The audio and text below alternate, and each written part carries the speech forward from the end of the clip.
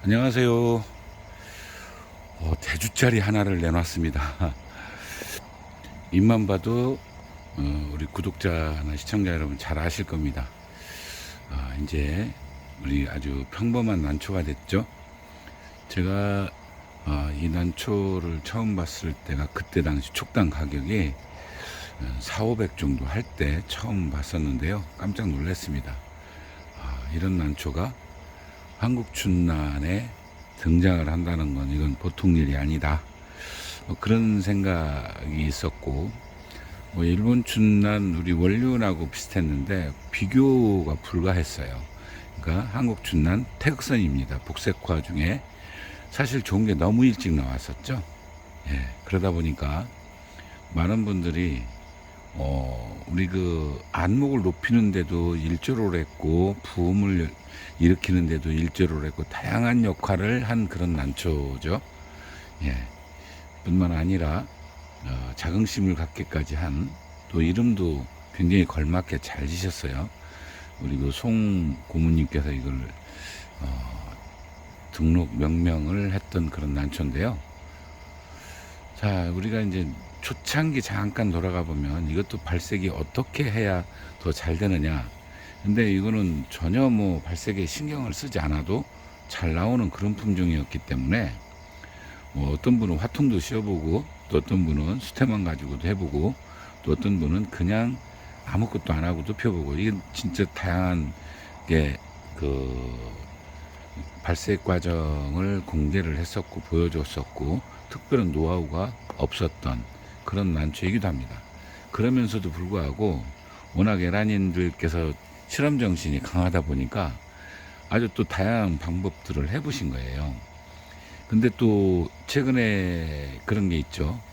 자, 이 태극선과 유사한 품종들이 있습니다.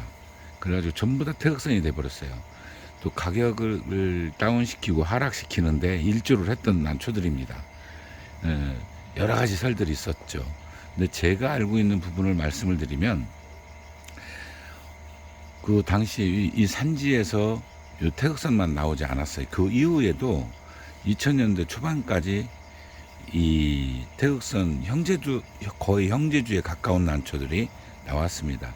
제가 마지막 본 것이 한평에 그 산채하시는 분이 있었어요. 그분이 산채를 해가지고 그 꽃밭에다 심는 걸 봤었습니다.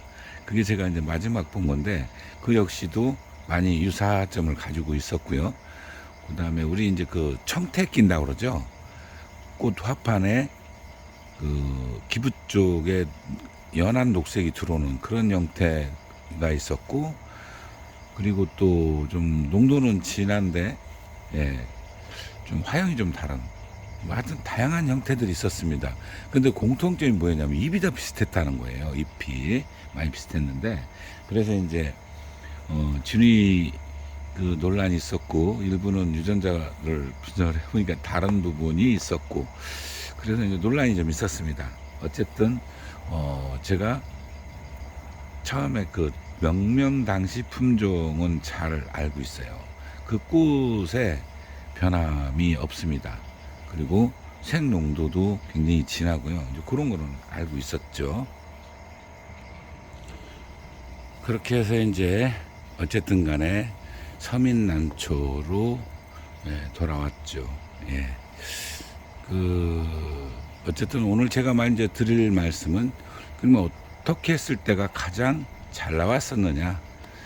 그거를 이제 미리 말씀을 드리면 수태만 가지고 가장 잘 나옵니다.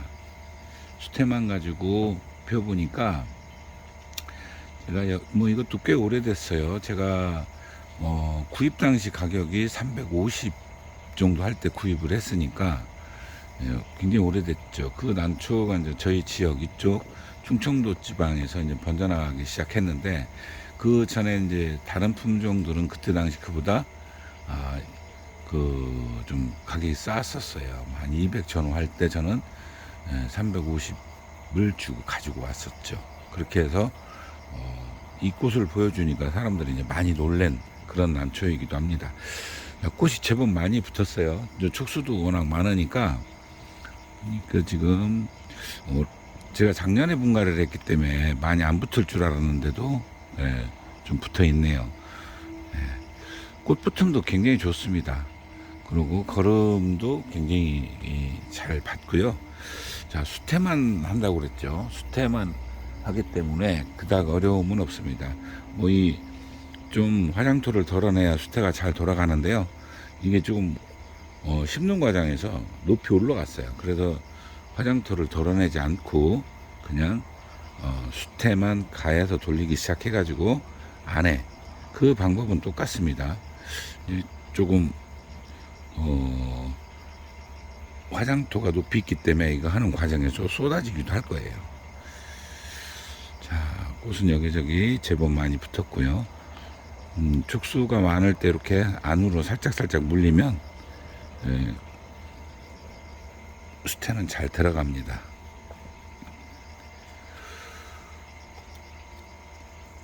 전시장에 가보시면은 이거 커다란 항아리 화분 이런 데다 심어서 전시를 하고 이런 모습들을 보셨을 거예요. 또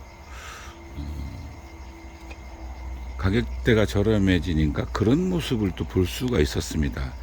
뭐 전에는 누가 상상도 못했었죠. 어쩌다가 이제 할 수 있었던 게 뭐냐면 소심 종류를 그런 정도 하다가 이제 소위 이제 이런 명화죠. 진짜 누가 뭐라 해도 명화인데 이런 난초들을 또 그렇게 하니까 또 나름대로 뭐랄까요, 특징 이런 것들이 있었고 감상할 때도 이런 부분도 있구나, 그런 거를 보여줄 수 있는 그런 아주 기막힌 뭐랄까 시대적 흐름이죠. 예, 그런 현상도 있었습니다. 자, 이거는 목적이 햇빛을 가리는 목적인 것보다도요, 제 생각은 이렇습니다. 이게 꽃대도 굉장히 신장 잘해요. 굉장히 높이 올라갑니다. 예, 조금만, 물론 이제 우리가 중국 춘난을 보면 꽃대가 뭐 이 수태 안에도 굉장히 높이까지 올라가거든요. 반면에 한국 춘난은 그걸 안 하면은 안 올라갑니다. 굳어져 버려요. 그게 좀 온도하고도 좀 관련이 있을 거라는 생각이 좀 듭니다. 저는 이제 그런 생각을 해보는데, 그냥 뭐 잘 올라가는 것도 있지만 안 올라가는 것도 있습니다.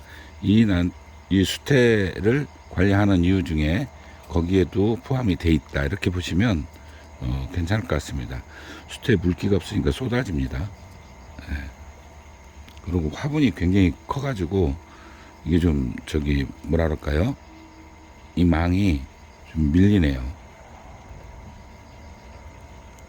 자, 이런 형태로 가해부터 먼저 막아주시고,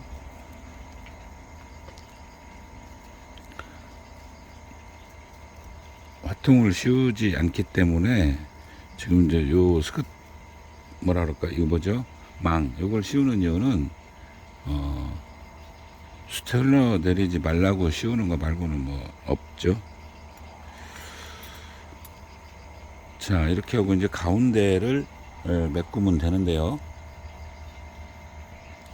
자, 시간 관계상 제가 안쪽까지 채우고 다시 이제 보여드립니다. 이렇게 하면 이제 꽃 봉우리 관리는 이제 끝난 겁니다. 이대로 봄까지 유지해서 가온해가지고 이제 꽃대 신장 개화할 때까지 그대로 유지하시면 돼요.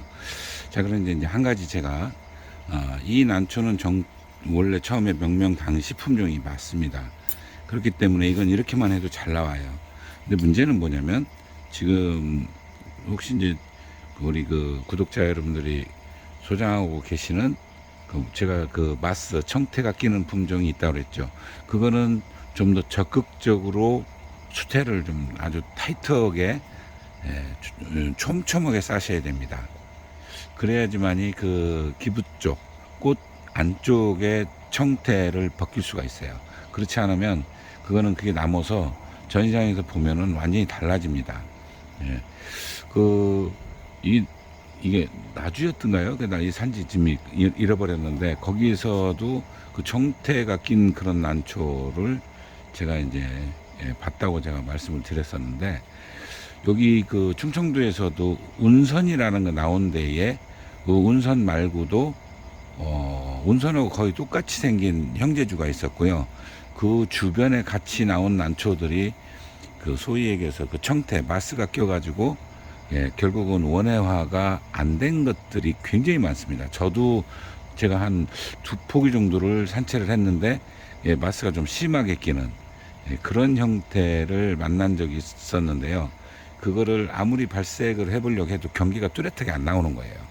그래서 그건 포기를 했었는데, 다행히 이제 태극선으로 돌아다니는 것 중에 청태 끼는 건 그거는 발색이 됩니다. 그래서 혹시 그런 품종을 갖고 계신 분들은 훨씬 더 촘촘하게 싸셔야지만이 예쁜 꽃을 볼 수 있다. 이렇게 말씀드리고 마무리하겠습니다. 오늘은 태극선 어떻게 발색을 하나, 아주 쉽습니다. 제가 이제 말씀드린 건 정품, 소위 얘기해서 정품이라고도 표현해요. 원래 명명할 때 당시 품종을 말씀을 드렸습니다. 감사합니다.